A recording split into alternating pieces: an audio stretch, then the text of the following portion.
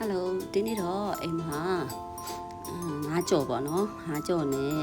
မကြီးစိမ့်ငပိချက်ရယ်တိုးစရာရယ်ပေါ့နော်ဆွန်လောင်းပါမယ်ဒီဆုံးငါးကြော်ဖို့အတွက်စီလေးကိုတဲပါမယ်ပြီးရင်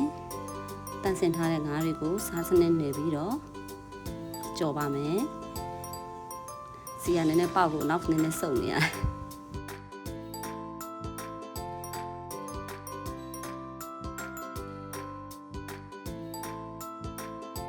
ငါကြော်ပြီးသွားပြီဆိုတော့ခုနကငါကြော်လာတဲ့စီတွေကိုမကြီးစိမ့်နေကြီးစိမ့်ထောင်းထားတာရယ်တုံဖြူနေ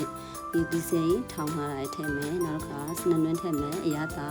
စာရှုံမောကိုတုံးနဲ့ရတာခမှုကိုထည့်မယ်ပြီးလို့ရှိရင်ဒီခွက်ချမ်းမို့အမေရလေးထားတဲ့တခါလေးကိုပေါ့နော်တခါလေးလုံးချက်လိုက်မှာပေါ့ပြီးစိမ့်စားငပိထည့်မယ်စိမ့်စားငပိထည့်ပြီးတော့လို့ရှိရင်ရီထည့်မယ်ပေါ့နော်ရီတခါလေးထည့်မယ်ပြီးရင်တခါလေးဘောနော်မတည့်ခင်အကုန်လုံးကိုခါလေးပေါ့နော်နေထားလိုက်မယ်ပေါ့နေပြီးတဲ့အခါအုပ်ထားပြီးတော့တိတ်ထားမယ်ပြီးရင်ပွက်ဆူလာရင်မြစ်ဟိုပါဘောနော်အရသာအပေါ်အငန်းတစ်ချက်မြည်ကြည့်မယ်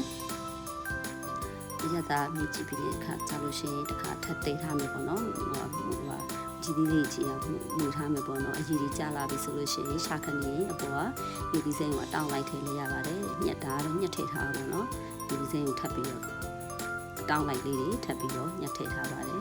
ပြီးလို့ရှိရင်တစ်ခါထပ်ပြီးတော့သူ့ကိုပေါ့နော်တဲထားမယ်ပေါ့နော်သူအကြီးကြတဲ့အထိဟိုဖြစ်တဲ့အထိပေါ့နော်ပြီးနန်ဒီပျောက်သွားတဲ့အထိပေါ့ပြီးလို့ရှိရင်တော့အရသာရှိတဲ့နော်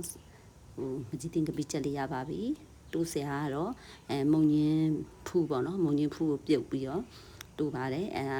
ဒီနေ့ဆုံးလောက်ပါတယ်ဖျားဆုံးတော့ကပ်ပါတယ်